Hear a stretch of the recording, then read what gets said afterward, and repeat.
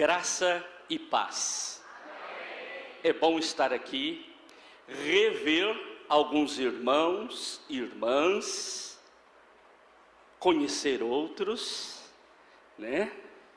investir tempo para estudar, pensar, refletir sobre o que a palavra de Deus nos ensina. Afinal de contas, 57 anos é um tempo de vida já de uma longa quilometragem. Muitas histórias vieram antes de nós e agora nós estamos escrevendo a nossa parte dessa linda história. E eu te convido a, como primeiro ato, abrir a sua Bíblia no Evangelho de João. Evangelho de João. Gente, como é gostoso ser acolhido por pessoas que nos amam. Obrigado, pastor Vlad, que Deus continue te abençoando, você e sua família, neste tempo. Evangelho de João, capítulo 10. Nós vamos ler os versículos 11 a 18. Evangelho de João, capítulo 10, versículos 11 a 18. Vamos nos colocar em pé? Olha o que diz o texto sagrado. Eu sou o bom pastor dá a vida pelas ovelhas. O mercenário que não é pastor, a quem não pertencem as ovelhas, vê o lobo chegando, abandona as ovelhas e foge. Então o lobo as arrebata e dispersa. O mercenário foge, porque é mercenário, e não se importa com as ovelhas. Eu sou o bom pastor, conheço as minhas ovelhas, e elas me conhecem, assim como o Pai me conhece, e eu conheço o Pai, e dou a minha vida pelas ovelhas. Ainda tenho outras ovelhas, não deste aprisco. Preciso trazer também estas. Elas ouvirão a minha voz, e então haverá um só rebanho e um só pastor. Por isso, o Pai me ama, porque eu dou a minha vida para recebê-la outra vez. Ninguém tira a minha vida, pelo contrário, eu espontaneamente a dou. Tenho autoridade para entregá-la e também para reavê-la. Este mandato recebi de meu Pai. Fala conosco, Senhor, pela Tua palavra. Tua palavra é viva, eficaz, poderosa, e o que nós pedimos, inspira-nos. Inspira o Teu servo que ora fala, inspira Teus servos e servas que agora ouvem. Que a comunicação abençoada pelo Teu Santo Espírito faça algo diferente acontecer em nossas vidas. É o que oramos, em nome de Jesus. Amém. Você pode se assentar. Quando você era pequeno, criança, você sonhava em ser o quê? As pessoas diziam, quando você crescer, o que você quer ser? Você consegue voltar lá atrás, quando as pessoas te perguntavam isso? Uma outra pergunta, você se lembra quem eram os heróis que você gostava de assistir? Que você olhava para eles e dizia assim, puxa vida, que legal. Você brincou de imitar algum super-herói? Quantas vezes nós olhamos para algumas pessoas e desejamos ser igual a elas? Agora, no mundo real, Você se lembra de pessoas que você via e tinha vontade de imitá-las? Achava que elas eram um bom exemplo? Você lembra quando era criança, adolescente, e você dizia, aquela pessoa é legal, ela toca violão na igreja, ela fala. Você se lembra de algum nome? Você consegue buscar lá na sua memória pessoas que já passaram por sua história e que você falava, puxa, como eu gostaria de ser como ela? Lembram do Eliseu falando do Elias? Dá-me eu não ouvi, dá-me a porção dobrada. Eu quero ser que nem ele, eu quero ser que nem ela. Ele é um exemplo para mim. Ok, então vamos olhar para o nosso texto. Nós estamos num texto aqui do Evangelho de João. Vamos tentar entender um pouquinho o Evangelho de João. Ele é diferente dos outros três, Mateus, Marcos e Lucas. Porque esses outros três têm um jeito de contar a história de Jesus, meio parecido entre eles. Mas João tem um jeitinho diferente. E esse jeitinho diferente de João contar, usando palavras, símbolos, ideias, faz com que a gente perceba o grupo para quem ele estava escrevendo. Ele usa um vocabulário típico, ele usa uma estrutura no jeito dele escrever. Eu sou professor de uma área na teologia que a gente pensa no discurso que a gente escreve e como que a gente apresenta. O João é alguém que, ao elaborar o evangelho dele, claro, inspirado por Deus, ele tem toda uma lógica para comunicar aquele evangelho.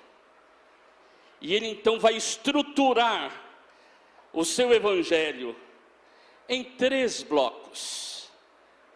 Quando você olha, você descobre que o jeito que ele montou o evangelho tem 3 perspectivas, 3 partes. Num primeiro momento, ele fala de conflitos. Se você olha lá nos capítulos 1 a 9, ele só trata de conflito. Professor Paulo Garcia, quem foi e é aluno dele aqui, alguns eu sei que são e foram meus alunos, é quem diz isso.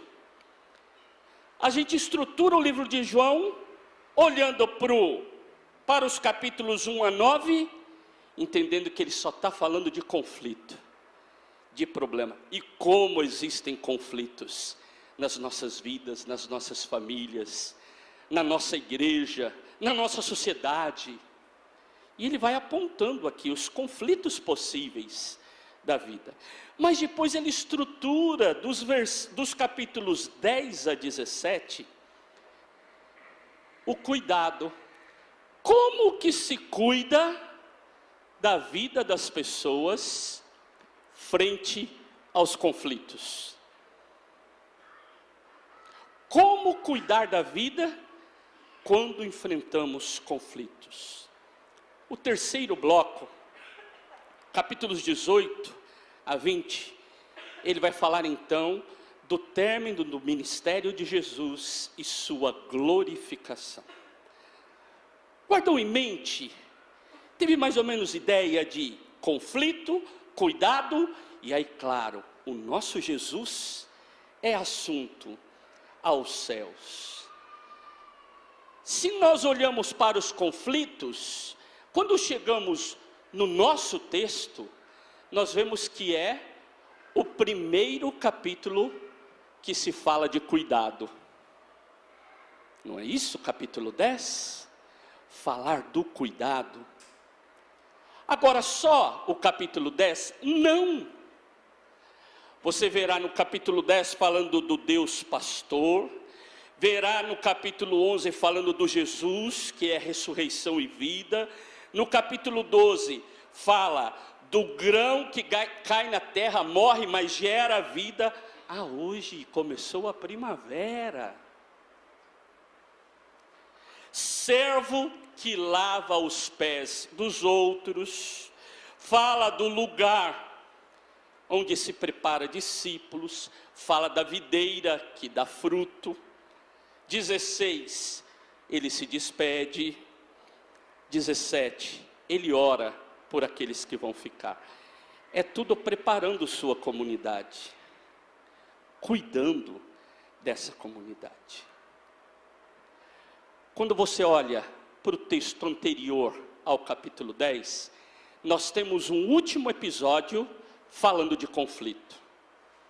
Você tem condições de abrir a sua Bíblia aí e ver como que termina lá o capítulo 9, contando a história do cego de nascença. Vocês lembram que complicação que foi essa história?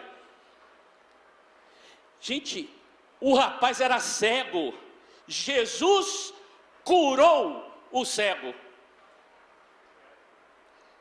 Mas não há de ver que o povo arrumou encrenca porque aquele menino foi curado? Mas o povo não é mole não, né? Para arrumar conflito é fácil. Primeiro, quem que arruma conflito? Os próprios discípulos. O que os discípulos perguntam para Jesus? Quem pecou? Foi ele ou seus pais? Gente, importa-me lá, para com isso. O cara foi curado, aleluia. Mas a gente tem hora que fica caçando pelo em ovo, não é assim que se fala?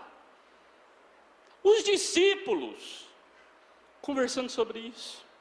Mas só os discípulos? Não. Vem o povo da sinagoga. O povo da sinagoga vem e começa a resmungar dizendo assim: como é que pode curar no sábado? O cara foi curado. E você está preocupado com o sábado? O legalismo tem hora que faz isso. Existem valores mais importantes do que defesa de algumas teses que a gente tem, que não gera vida. A vida está acima das teses que nós defendemos. Gente, a família dele, olha só, o cara era cego, o cara é curado, até a família, o que a família fala? A família sai de mansinho para a direita, não é assim? Que fala assim: é verdade que seu filho foi curado? Não sabe de nada, pergunta para ele é de maior. Não, eu vou arrumar encrenca com esse povo aí, da sinagoga, perder minha moral? Ele que se vire, é de maior. Até a família deixa o cara na rua da amargura. Entendam que eu peguei esse último só para você entender que João, ele está preocupado em contar para a comunidade: temos conflitos sim, temos problemas, temos muitas dificuldades que acontecem na nossa caminhada.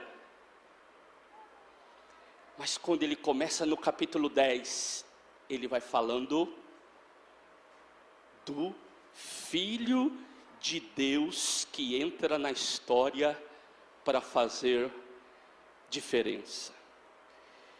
E o primeiro texto que vem nesse segundo bloco é o texto do bom pastor. O que nós fizemos a leitura.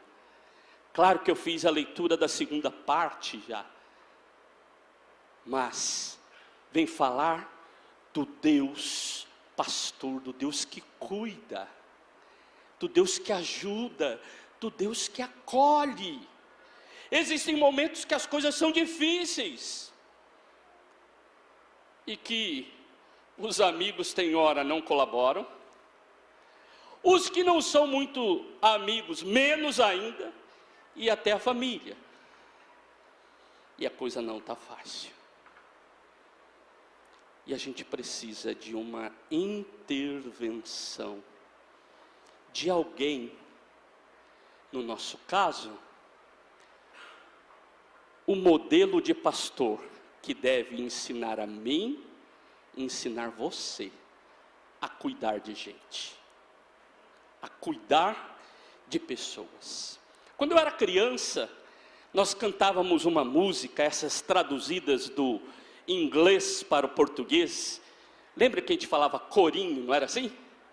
Cantar um corinho. A música era assim: desanimados, não, não, não. Dores, tristezas podem nos vir. Com Cristo alegre, vamos sorrir. Desanimados? Não, não, não. A Regiane lembrou. Quem aqui se lembra?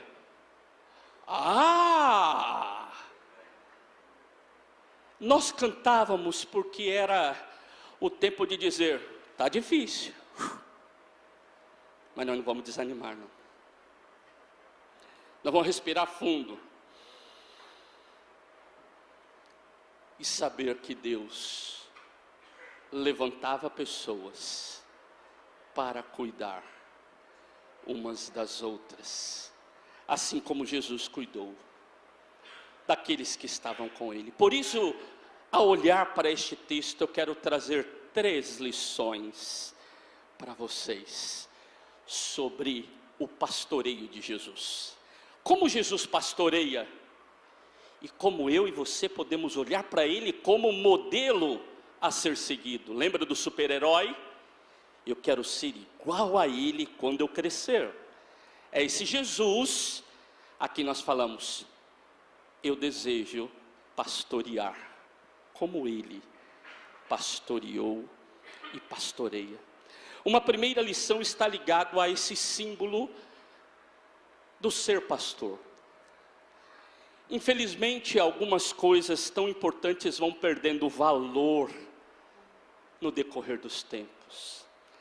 Mas, por que utilizamos a expressão pastor para falar de quem lidera uma igreja?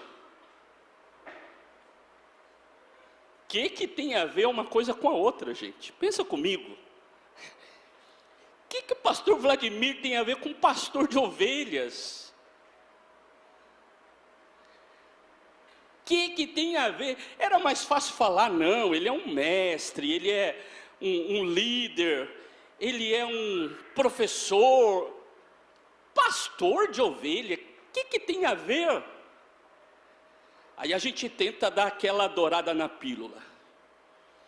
Porque a ovelha é um bicho muito dócil.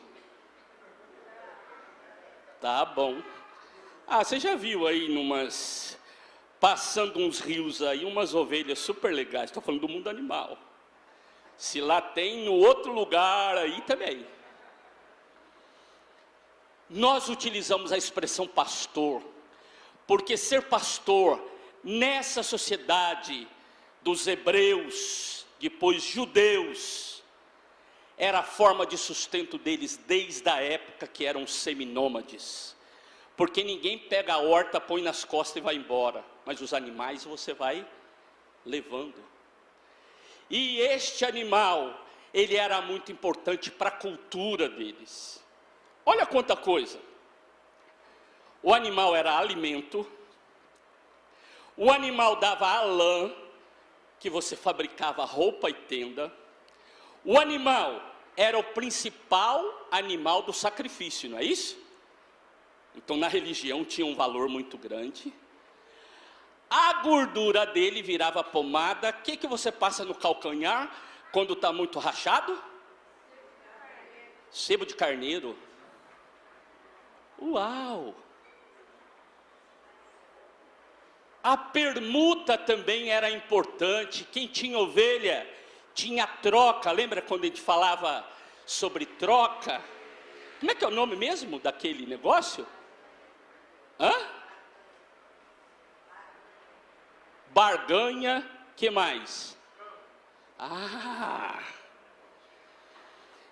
Gente, no escambo, na troca, quem cuidava da ovelha era gente importante. Agora só Israel? Não. Todos os povos da época, que viviam nesses lugares semiáridos. E esse povo começou a chamar de pastor aqueles que lideravam grupos, porque eram pessoas importantes. É igual hoje, né? A pessoa nem é médico, nem advogado e nem fez doutorado, mas quando você quer encher a bola dela, o que você fala? E aí, doutor? Não é assim? Quando você chegava e dizia para alguém, pô, meu, ele, pastor, hein? Era dar moral e dizer assim, esse daí sabe cuidar, sabe fazer, ele é importante. Só que Israel faz um negócio diferente. Sabe o que Israel faz? Diferente de todos os outros povos, Israel teologiza. É isso que o Antigo Testamento faz. Pega essa cultura de valorização de quem cuidava de ovelha e transforma em teologia, dizendo: Deus é o supremo pastor, Ele é o melhor cuidador. E todo mundo que, seguindo o que o que Deus ordena, e lidera e cuida de gente, também é pastor. Por isso que os reis eram chamados de pastores. E aí a gente tem texto bíblico onde o profeta bate forte colocado, não é isso? Lembra do texto bíblico lá de Jeremias? Ai de vós, pastores, vocês estão se aproveitando, estão por cima, estão comendo da gordura, vocês não estão fazendo direito. Façam direito o que vocês têm que fazer. Pastor Vlad, eu fomos SD muito tempo. Quando a igreja estava de mimimi com o pastor e o pastor com a igreja, esse texto aparecia assim na reunião, assim, ó. Ai do pastor! Aí o outro assim, ai quem mexe com o ungido. Ai! Não, aqui está falando de um ministério importantíssimo, cuidar de pessoas, cuidar de vidas. Existia uma festa muito importante entre o povo e era celebrado lá em Jerusalém, desde o ano 164, chamada Hanukkah, a festa da purificação do templo.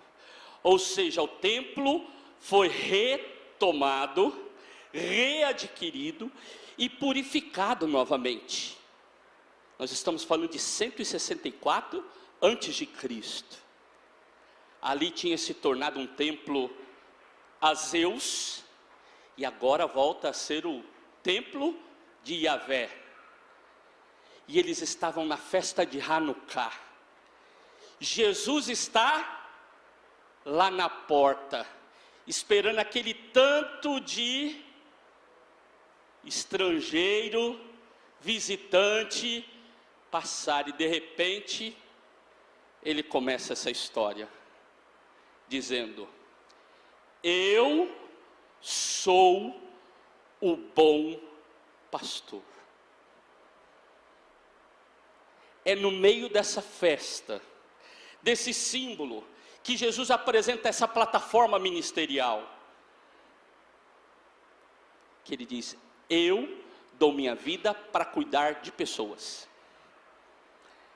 E eu não dou não é que alguém está tomando de mim, não, eu dou a minha vida, porque quero cuidar de pessoas. Quando se diz o termo pastoral, se diz o termo cuidado. Não é a figura de uma pessoa que lidera uma comunidade. Isso é uma função. Pastoral é uma ação de cuidado. Uma segunda lição tem a ver com paradigma. O exemplo. Aqui Jesus se apresenta como o modelo. Quando usa a palavra que eu sou bom, é no sentido de modelo, no sentido de exemplo. Você quer saber o que significa cuidar? Olhe para mim. Eu vou ensinar vocês a cuidar. Eu sou o exemplo. E aí, ele vai usar o exemplo da época do bom pastor e do mercenário.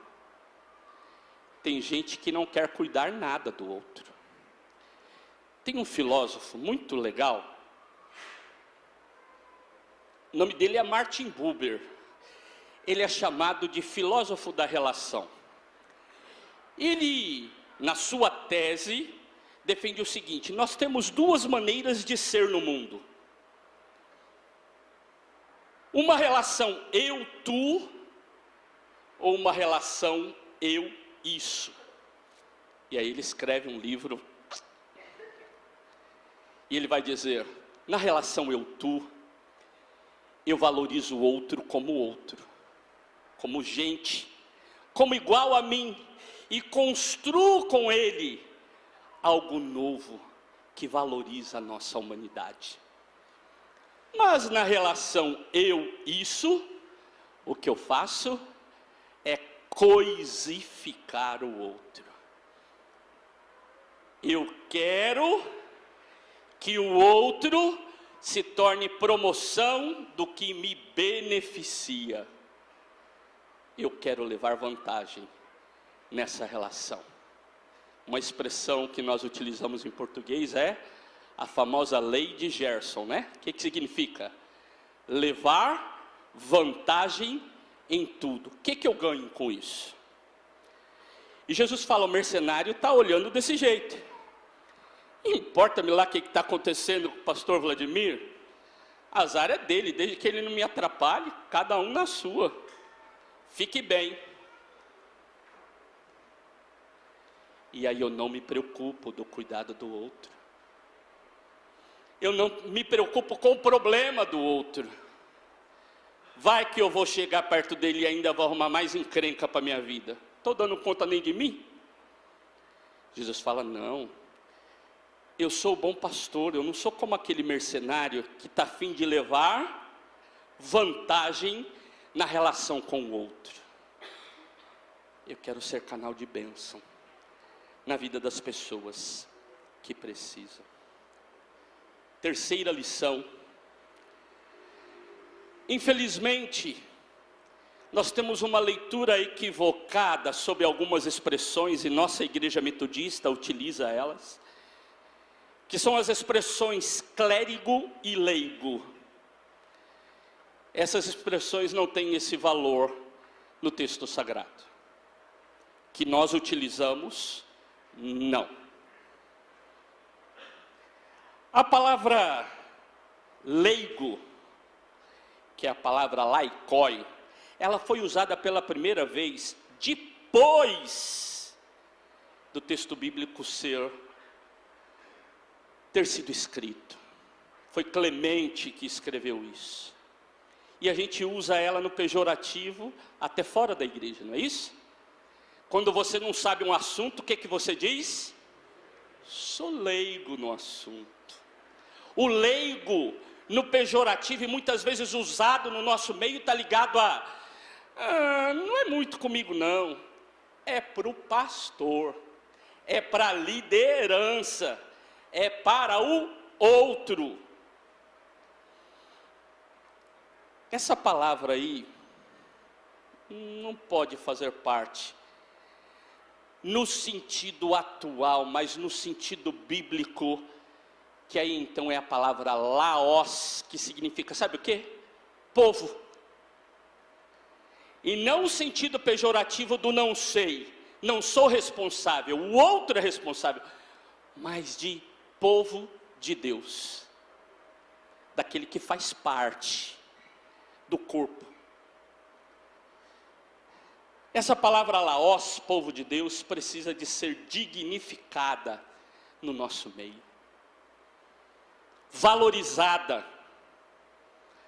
E a palavra clericói, clérigo, mais ainda, e reinterpretada. Porque clérigo, na cabeça de muita gente, é o responsável pelos leigos, e biblicamente não é isso. Clérigo significa que são chamados, vocacionados, são pessoas que receberam uma tarefa. E o texto sagrado diz que todos nós recebemos tarefa, não foi isso? Não fala do sacerdócio real, nação santa, povo escolhido de Deus. Todo mundo é povo. O pastor é povo, e o povo da igreja é povo. A pastora é povo, as mulheres da igreja são povo. Todos nós somos povo, somos laós, e todos nós somos clérigo, porque todos nós somos chamados. Não tem chamado de um. Eu trabalhei como professor 20 anos no instituto. Trabalhei com um programa que nós desenvolvemos por muitos deles, e alguns passaram por ele, chamado POV, Programa de Orientação Vocacional. E o que a gente mais vê é as pessoas pensarem que só quem vai para o seminário ou vai se tornar pastor, pastora, é que é vocacionado. Qual a sua vocação? Como você foi vocacionado? Gente, eu li histórias das histórias mais diferentes, das pessoas dizendo sobre sua vocação. Mas não apenas aqueles que são chamados para ser pastores e pastoras. Todos nós somos chamados, onde nós estivermos. Quando a gente fala de pastoral, de pastor de cuidado, nós não estamos falando de um representante, mas estamos falando de todos. Gente, não dá para comparar uma igreja que tem um pastor e um tanto de gente que não tem chamado. Nós precisamos rever. Todos temos chamado. O chamado do pastor e da pastora é diferente. Não é melhor e não é pior. É diferente. E quando nós olhamos para isso e damos o valor do ministério pastoral, mas também damos o valor na nossa vocação, no nosso chamado, nós podemos dizer: eu estou à disposição da missão de Deus. Quando você lê o Novo Testamento, você encontra várias formas de se organizar como igreja. Uma palavra bonita que nós usamos na teologia é eclesiologia, um jeito de ser igreja. Você tem jeitos de ser igreja que se organizou no fim do primeiro século, a partir de uma hierarquia: bispo, presbítero, diácono. As cartas pastorais ensinam sobre isso. Mas as cartas de Paulo é engraçada, elas não usam isso. As cartas de Paulo têm uma estrutura carismática, ou seja, do carisma. Nós somos vocacionados a partir do dom que temos. A igreja de dons e ministérios pensa por aí. Os nossos dons são colocados à disposição da missão de Deus. Somos vocacionados todos, pastores e não pastores, pastoras e não pastoras, para a tarefa de cuidado de vidas. Jesus é o nosso exemplo, e é Ele quem diz: eu sou bom pastor, façam como eu faço, cuide de pessoas, cuide daqueles que precisam. Pode ser que falem para você: mas hoje é sábado, você vai curar um cego? Mas você está preocupado com quem precisa do cuidado de Deus. Sua igreja e também minha igreja, aqui, nesse mês completa 57 anos. E todo aniversariante precisa de ganhar presente. E sabe qual é o maior presente que nós podemos dar? É nos auto-embrulharmos e nos oferecermos como igreja para servir esse mundo que está aí fora. Lá no seu trabalho tem gente precisando ser cuidada. Lá na sua escola tem gente precisando ser cuidada. Na sua família tem gente precisando ser cuidada. Na sua vizinhança tem gente precisando ser cuidada. E Deus chama você para cuidar delas. Pastor Vladimir não vai dar conta de lá, não vai. A liderança da igreja aqui não vai dar conta de lá. Em alguns momentos, ele poderá fazê-lo, mas não consegue fazer tudo. Mas quando dizemos, eis-me aqui, Senhor, eu quero cuidar de pessoas, porque o meu coração é um coração que ama a vida, que ama a gente, que quer restaurar. Por isso eu te convido a orarmos juntos. E eu convido o grupo de música a me auxiliar. E nós vamos orar numa só voz, todo mundo, dizendo assim: olha, nós somos um corpo ajustado. Nós somos pessoas que receberam um novo coração, que não é o coração que o mundo que quer levar vantagem do outro apresenta, e não, mas daquele que fala, eu dou a vida pelas minhas ovelhas, ou seja, eu dou o meu melhor para as pessoas que Deus tem me chamado a cuidar. Vamos nos colocar em pé. Você quer ser um presente nesse mês de aniversário? Então se imagine auto-embrulhando e dizendo, eis-me aqui, Senhor, eu quero. Mas Senhor, eu não dou conta, o Senhor sabe disso, né? Ah, não dou conta. Não dou conta. Eu preciso da tua intervenção na minha vida. Enquanto cantamos, transforme essa música em oração. E se você quiser, num ato de fé, sair do seu lugar, vir ao altar e dizer assim, Senhor, eu quero cuidar de pessoas. Tem hora que eu não estou dando conta, mas faz algo na minha vida, para que eu seja melhor, no cuidado de gente, na relação eu-tu, e não na relação eu-isso. Cantemos, oremos.